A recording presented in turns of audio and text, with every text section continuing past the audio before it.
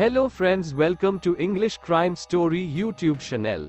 Today we will discuss about nurse Lucy Letby, one of the biggest child killers in UK, convicted in August 2023 for killing 7 children and attempting to kill 6 others. So friends, let's start the whole story from the beginning. Let's take a look at the end.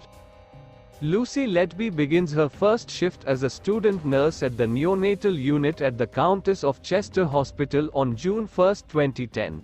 She qualified as a Band 5 nurse, able to look after infants in intensive care, in September 2011. Prior to January 2015, the baby mortality rate at the neonatal unit, NNU, of the hospital was comparable with hospitals up and down the country. Over the next 18 months, the number of baby deaths and collapses at the NNU rose significantly.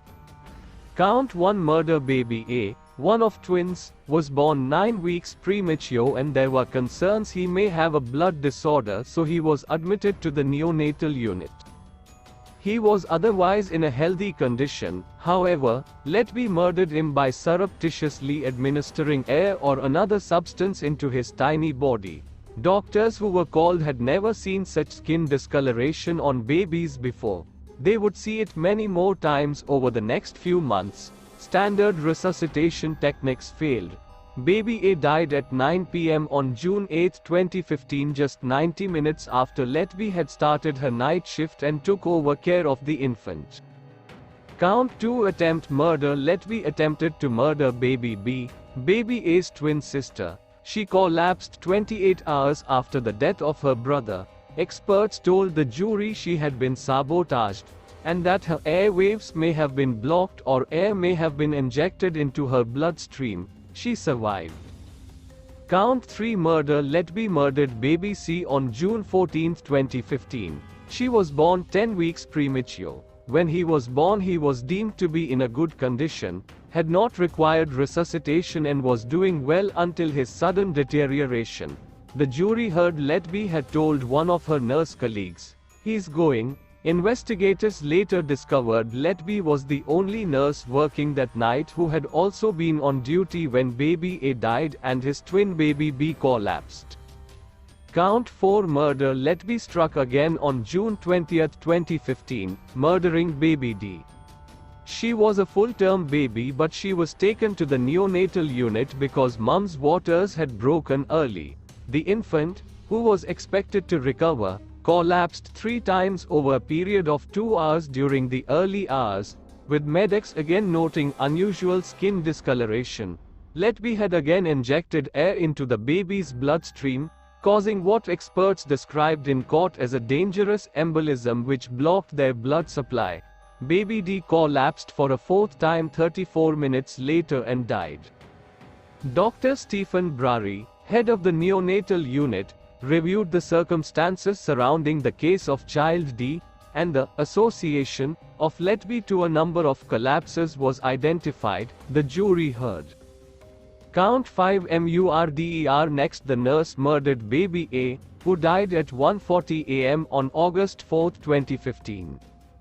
He was one of twins who were 10 weeks premature. Their mother had no way of knowing it at the time, but she witnessed Letby attacking baby A when she visited the neonatal unit the night before to see the newborns and bring milk, she had expressed. Mum saw baby A bleeding from the mouth. Letby assured her this was merely because a nasogastric tube into his stomach was irritating his throat. Letby failed to note the bleeding in the medical notes to hide the truth. A doctor on his rounds raised the alarm when he spotted fresh blood coming up the tube.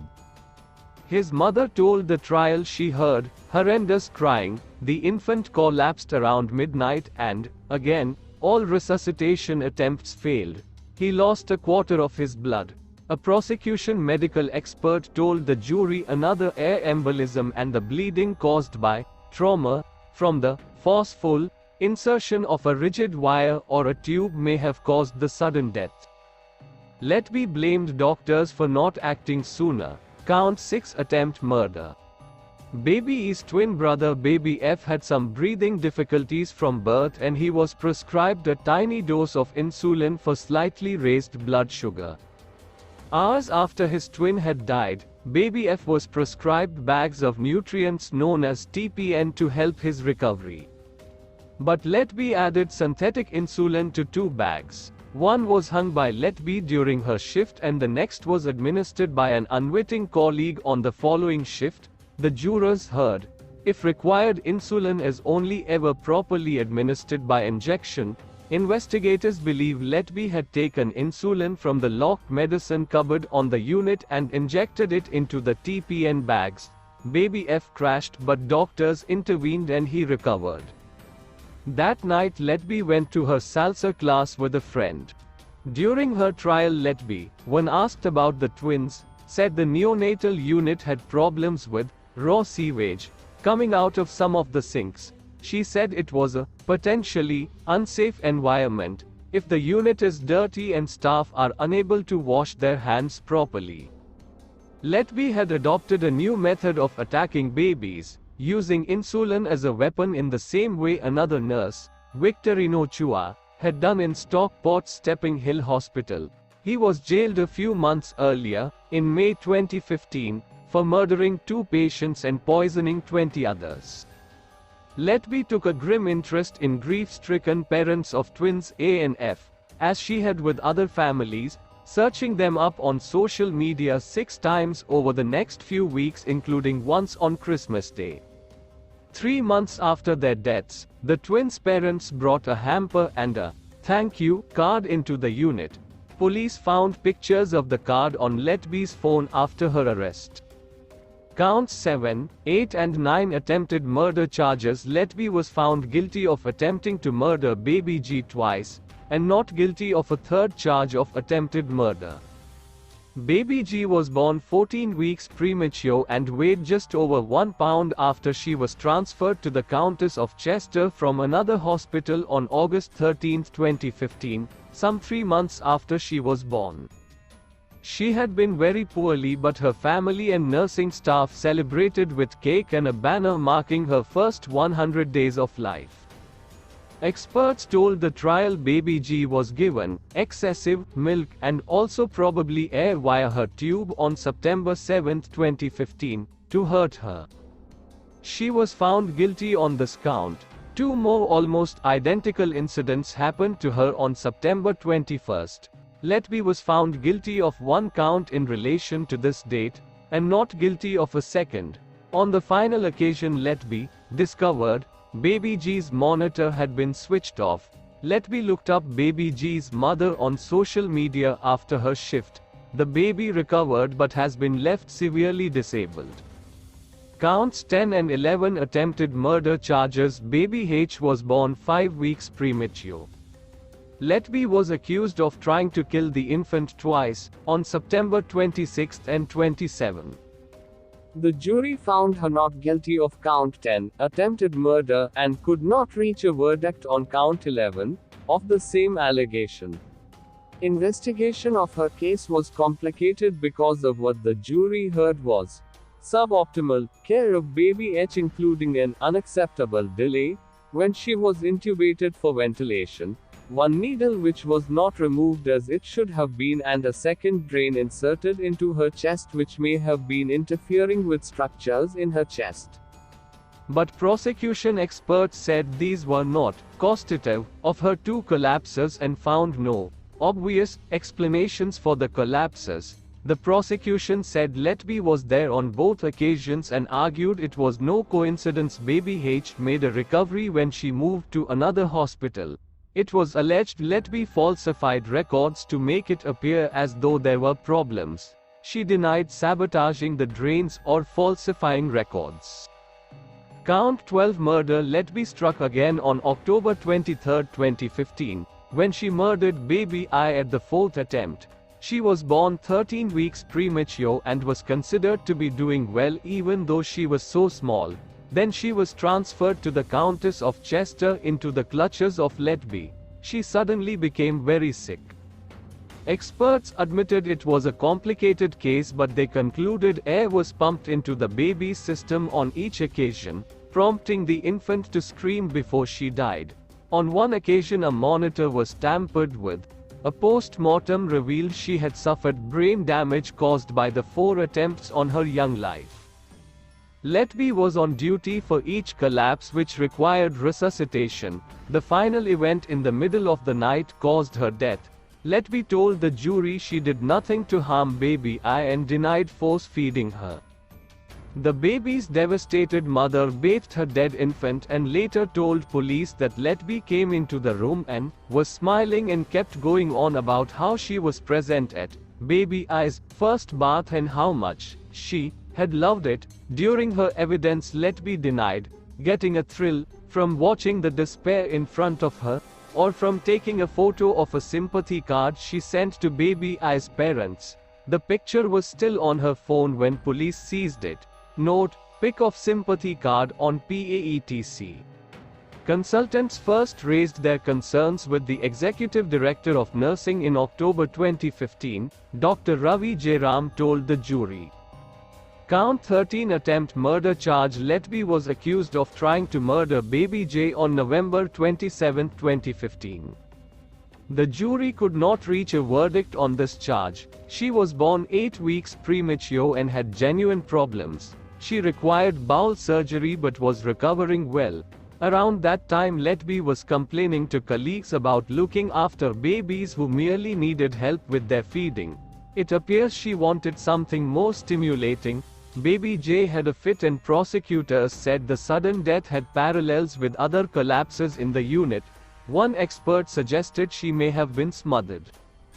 Count 14 attempt murder. The jury could not agree on their verdict on this count.